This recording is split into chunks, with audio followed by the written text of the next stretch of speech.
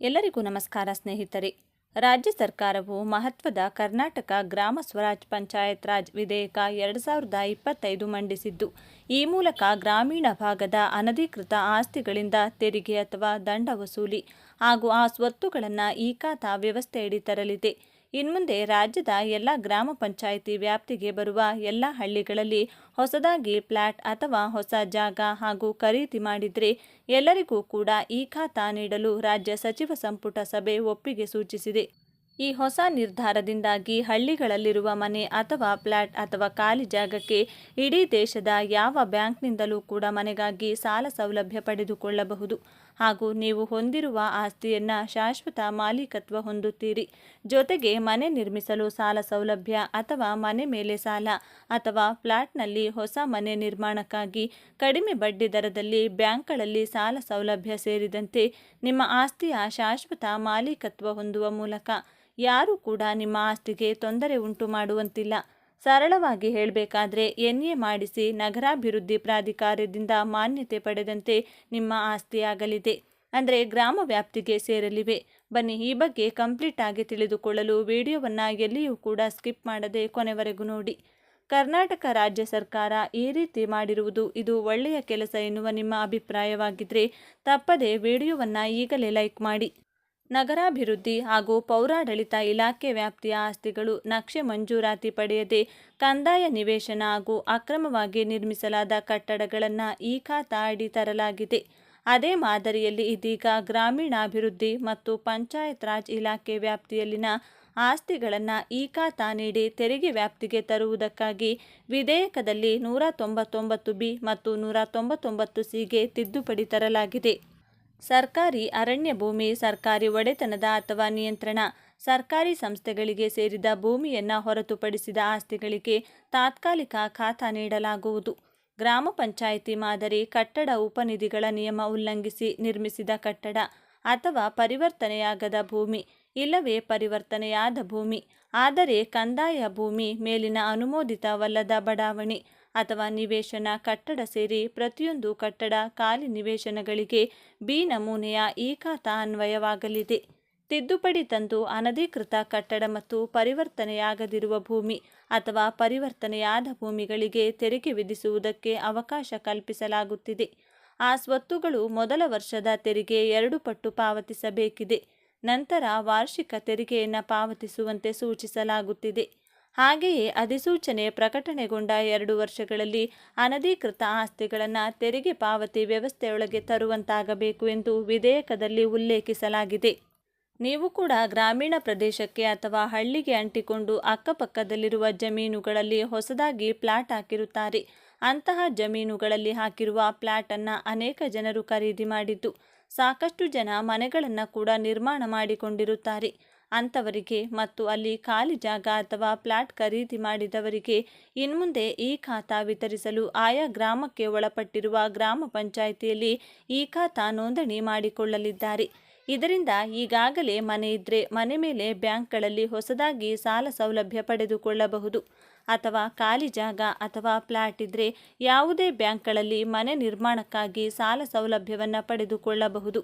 ರಾಜ್ಯ ಸಚಿವ ಸಂಪುಟ ಸಭೆಯು ಈಗಾಗಲೇ ಒಪ್ಪಿಗೆಯನ್ನು ಸೂಚಿಸಲಾಗಿದ್ದು, ನಿಮ್ಮ ಗ್ರಾಮವು ಅಥವಾ ನಿಮ್ಮ ನಗರ ಪ್ರದೇಶವು ಅಂದರೆ ಪಟ್ಟಣದವರಾಗಿದ್ದರೆ ಅಂದರೆ ನಗರ ಪ್ರದೇಶಕ್ಕೆ ಸೇರಿದವರಾಗಿದ್ದರೆ ನಿಮ್ಮ ಮಹಾನಗರ ಪಾಲಿಕೆ ಅಥವಾ ಪುರಸಭೆಗಳಿಗೆ ಭೇಟಿ ನೀಡಿ ನಿಮ್ಮ ಅನಧಿಕೃತವಾಗಿರುವ ನಿಮ್ಮ ಜಾಗ ಅಥವಾ ಫ್ಲ್ಯಾಟನ್ನು ಈ ಖಾತಾ ವ್ಯಾಪ್ತಿಗೆ ಸೇರ್ಪಡೆ ಮಾಡಿ B ಖಾತಾವನ್ನು ಮಾಡಿಸಿಕೊಳ್ಳಿ.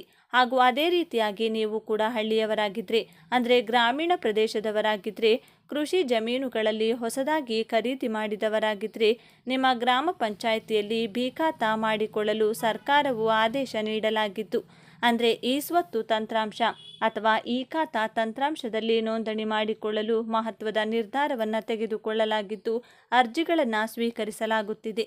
ಮತ್ತು ಅದೇ ಗ್ರಾಮಕ್ಕೆ ಅಂಟಿಕೊಂಡಿರುವ ಅಕ್ಕಪಕ್ಕದ ಜಮೀನುಗಳಲ್ಲಿ ಮನೆ ನಿರ್ಮಿಸಿದ್ದರೂ ಕೂಡ ಗ್ರಾಮ ಪಂಚಾಯಿತಿಯವರು ಟ್ಯಾಕ್ಸ್ ವಸೂಲಿ ಅಥವಾ ನಜೂಲಿ ವಸೂಲಿಗಾಗಿ ಬಂದಾಗ ರಸೀದಿಯ ಮೇಲೆ ಇದು ಕರ ವಸೂಲಿಗಾಗಿ ಮಾತ್ರ ಎಂದು ಬರೆದಿರುತ್ತದೆ. ಅಂದರೆ ಶಾಶ್ವತವಾಗಿ ಆಸ್ತಿಯ ಹಕ್ಕನ್ನು ನಿಮಗೆ ನೀಡಿರುವುದಿಲ್ಲ ಎಂದು ರಸೀದಿಯ ಮೇಲಿರುತ್ತದೆ. ಇಂಥದ್ದನ್ನೆಲ್ಲ ತಪ್ಪಿಸಿ ಶಾಶ್ವತ ಆಸ್ತಿಯ ಹಕ್ಕನ್ನು ನಿಮಗೆ ದೊರೆಯುವಂತಾಗಲು ಈ ಖಾತಾದಲ್ಲಿ ನೋಂದಾಯಿಸಿಕೊಳ್ಳಲು ಸರ್ಕಾರವು ಸುವರ್ಣ ಅವಕಾಶ ನೀಡಲಾಗಿದೆ. ಈಗಲೇ ನೀವು ಕೂಡ ಹಳ್ಳಿಯಲ್ಲಿ ಪ್ಲಾಟ್ ಅಥವಾ ಮನೆ ಇದ್ದರೆ ಈ ಖಾತಾ ಮಾಡಿಸಿ ಪ್ರಾಪರ್ಟಿ ಐಡಿಯನ್ನು ಪಡೆದುಕೊಂಡು ಬಿ ಖಾತಾ ಪಡೆಯಿರಿ. ಗ್ರಾಮೀಣ ಪ್ರದೇಶದಲ್ಲಿ 96 ಲಕ್ಷ ಅನಧಿಕೃತ ಆಸ್ತಿಗಳಿವೆ ಎಂದು ಹೇಳಲಾಗಿದ್ದು, ಗ್ರಾಮ ಪಂಚಾಯಿತಿಗಳು ಅಗತ್ಯ ಸೌಲಭ್ಯ ಕಲ್ಪಿಸಿದ್ದರೂ ಈ ಸ್ವತ್ತು ಗುರುತಿನ ಸಂಖ್ಯೆ ಅಥವಾ ಬಿ ಖಾತಾ ಇಲ್ಲದ ಕಾರಣ ತೆರಿಗೆ ವಸೂಲಿ ಮಾಡಲು ಸಮಸ್ಯೆಯಾಗಿತ್ತು. ಆಸ್ತಿಗಳನ್ನು ಹೊಂದಿದ ಮಾಲೀಕರಿಗೆ ವಹಿವಾಟು, ಬ್ಯಾಂಕ್ ಸಾಲ ಪಡೆಯಲು ತೊಂದರೆಯಾಗಿತ್ತು. ಈ ಖಾತಾ ನೀಡುವುದರಿಂದ ಈ ಸಮಸ್ಯೆ ಬಗೆಹರಿಯಲಿದೆ ಎಂದು ಹೇಳಲಾಗಿದೆ. ಪಿಎಂ ಜನ್ಧನ್ ಯೋಜನೆ. ಇದೀಗ ಸರ್ಕಾರವು ಜನ್ಧನ್ ಖಾತೆದಾರರಿಗೆ 10,000 ರೂಪಾಯಿಗಳನ್ನು ನೀಡಲು ಸರ್ಕಾರವು ಯೋಜಿಸಿದೆ. ಆದರೆ ನೀವು ನಿಮ್ಮ ಶಾಲೆಯಲ್ಲಿ ಅರ್ಜಿ ಸಲ್ಲಿಸುವ ಮುಖಾಂತರ ನೀವು ಈ ಸೌಲಭ್ಯವನ್ನು ಪಡೆದುಕೊಳ್ಳಬಹುದಾಗಿದೆ. ಇದರ ಜೊತೆಗೆ ಈ ಖಾತೆಗೆ 1,30,30,000 ರೂಪಾಯಿವರೆಗಿನ ವಿಮೆಯ ಪ್ರಯೋಜನಗಳು ಕೂಡ ಲಭ್ಯವಿರುತ್ತವೆ. ಮತ್ತು ಇನ್ನು ಹೆಚ್ಚಿನ ಮಾಹಿತಿಯನ್ನು ತಿಳಿದುಕೊಳ್ಳಲು ತಪ್ಪದೇ ವಿಡಿಯೋವನ್ನು ಕೊನೆವರೆಗೂ ನೋಡಿ. ಯೋಜನೆಯ ಪ್ರಯೋಜನಗಳು. ಪ್ರಧಾನಮಂತ್ರಿ ಜನ್ಧನ್ ಯೋಜನೆಯಲ್ಲಿ ಅತ್ಯಂತ ವಿಶೇಷ ಸೌಲಭ್ಯವೆಂದರೆ ಜನ್ಧನ್ ಖಾತೆಯನ್ನು ತೆರೆದವರಿಗೆ ಶೂನ್ಯ ಖಾತೆಯ ಬ್ಯಾಲೆನ್ಸ್ನಲ್ಲಿಯೂ ಅವರಿಗೆ 10,000 ರೂಪಾಯಿವರೆಗೆ ಸಾಲದ ಸೌಲಭ್ಯವನ್ನು ನೀಡಲಾಗುತ್ತದೆ. ಇದನ್ನು ಓವರ್ ಡ್ರಾಫ್ಟ್ ಸೌಲಭ್ಯ ಎಂದು ಕರೆಯಲಾಗುತ್ತದೆ. ಇದೊಂದು ರೀತಿಯ ಸಾಲ ಸೌಲಭ್ಯ. ಹಾಗಾಗಿ ಖಾತೆಯಲ್ಲಿ ಬ್ಯಾಲೆನ್ಸ್ ಇಲ್ಲದಿದ್ದರೂ ಈ ಯೋಜನೆಯಡಿಯಲ್ಲಿ 10,000 ರೂಪಾಯಿವರೆಗಿನ ಸಾಲಕ್ಕೆ ನೀವು ಹೇಗೆ ಅರ್ಜಿಯನ್ನು ಸಲ್ಲಿಸಬಹುದಾಗಿದೆ. ಜನ್ಧನ್ ಖಾತೆಯನ್ನು ತೆರೆದಿರುವ ಯಾವುದೇ ವ್ಯಕ್ತಿ ಓವರ್ ಡ್ರಾಫ್ಟ್ ಸೌಲಭ್ಯವನ್ನು ಪಡೆಯಬಹುದು. ಈ ಯೋಜನೆಯಡಿ ಖಾತೆದಾರರು ಈ ಹಿಂದೆ ರೂಪಾಯಿ 5,000ದ ಓವರ್ ಡ್ರಾಫ್ಟ್ ಸೌಲಭ್ಯದ ಪ್ರಯೋಜನವನ್ನು ಪಡೆಯುತ್ತಿದ್ದರು. ಆದರೆ ಇದೀಗ ಅದರ ಮಿತಿಯನ್ನು ಈಗ 10,000 ರೂಪಾಯಿಗೆ ಹೆಚ್ಚಿಸಲಾಗಿದೆ. ಇದರ ಮೂಲಕ ನೀವು ಎಟಿಎಂ ಕಾರ್ಡ್ ಅಥವಾ UPI ಮೂಲಕ ಸಾಲದ ಮೊತ್ತವನ್ನು ಸುಲಭವಾಗಿ ಹಿಂಪಡೆಯಬಹುದು. ಮತ್ತು ನೀವು ಜನ್ಧನ್ ಖಾತೆಯನ್ನು ತೆರೆದ 6 ತಿಂಗಳ ನಂತರ 10,000 ರೂಪಾಯಿವರೆಗಿನ ಓವರ್ ಡ್ರಾಫ್ಟ್ ಸೌಲಭ್ಯದ ಪ್ರಯೋಜನವನ್ನು ನೀಡಲಾಗುತ್ತದೆ. ಸುಲಭವಾಗಿ ತಿಳಿಸುವುದಾದರೆ ಓವರ್ ಡ್ರಾಫ್ಟ್ ಸೌಲಭ್ಯವನ್ನು ಪಡೆಯಲು ನಿಮ್ಮ ಜನ್ಧನ್ ಖಾತೆ ಕನಿಷ್ಠ 6 ತಿಂಗಳ ಹಳೆಯದಾಗಿರಬೇಕು. ಇಲ್ಲದಿದ್ದರೆ ನೀವು 2,000 ರೂಪಾಯಿವರೆಗೆ ಮಾತ್ರ ಓವರ್ ಡ್ರಾಫ್ಟ್ ಸೌಲಭ್ಯವನ್ನು ಪಡೆಯಬಹುದು. ಯೋಜನೆಯ ವಿಶೇಷತೆ. 18ರಿಂದ 40 ವರ್ಷದೊಳಗಿನ ಯಾರು ಬೇಕಾದರೂ ಭಾಗವಹಿಸಬಹುದು. ಈ ಯೋಜನೆಯ ಹಣವು 60ನೇ ವಯಸ್ಸಿನಲ್ಲಿ ಲಭ್ಯವಾಗುತ್ತದೆ. ಇದರಲ್ಲಿ ವಾರ್ಷಿಕವಾಗಿ 36,000 ರೂಪಾಯಿಗಳನ್ನು ವರ್ಗಾಯಿಸಲಾಗುತ್ತದೆ. ಅಸಂಘಟಿತ ವಲಯದಲ್ಲಿ ಕೆಲಸ ಮಾಡುವ ಜನರು ಈ ಯೋಜನೆಯ ಲಾಭವನ್ನು ಪಡೆದುಕೊಳ್ಳಬಹುದು. ನಿಮ್ಮ ಮಾಸಿಕ ಆದಾಯ 15,000 ರೂಪಾಯಿಗಿಂತ ಕಡಿಮೆ ಇದ್ದರೆ ನೀವು ಅದರ ಲಾಭವನ್ನು ಪಡೆಯಬಹುದು. ಜನ್ಧನ್ ಖಾತೆಯನ್ನು ಹೇಗೆ ತೆರೆಯಬೇಕು? ಈ ಯೋಜನೆಯ ಅಡಿಯಲ್ಲಿ ನೀವು ಯಾವುದೇ ಸಾರ್ವಜನಿಕ ವಲಯದ ಬ್ಯಾಂಕುಗಳಲ್ಲಿ ಅಥವಾ ಖಾಸಗಿ ಬ್ಯಾಂಕ್ಗಳಲ್ಲಿ ನಿಮ್ಮ ಜನ್ಧನ್ ಖಾತೆಯನ್ನು ತೆರೆಯಬಹುದು. ಇದಕ್ಕಾಗಿ ಕನಿಷ್ಠ ವಯೋಮಿತಿಯನ್ನು 10 ವರ್ಷಕ್ಕೆ ನಿಗದಿಪಡಿಸಲಾಗಿದೆ.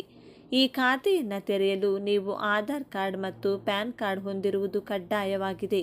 ನೀವೇನಾದರೂ ನಿಮ್ಮ ಯಾವುದೇ ಹಳೆಯ ಉಳಿತಾಯ ಖಾತೆಯನ್ನು ಹೊಂದಿದ್ರೆ ಜನ್ಧನ್ ಖಾತೆಗೆ ಪರಿವರ್ತಿಸಿಕೊಳ್ಳಬಹುದು. ಇಂತಹ ಉತ್ತಮವಾದ ಮಾಹಿತಿ ಹೊಂದಿದ ಈ ವಿಡಿಯೋವನ್ನು ತಪ್ಪದೇ ಎಲ್ಲರಿಗೂ ಶೇರ್ ಮಾಡಿ. ಧನ್ಯವಾದಗಳು.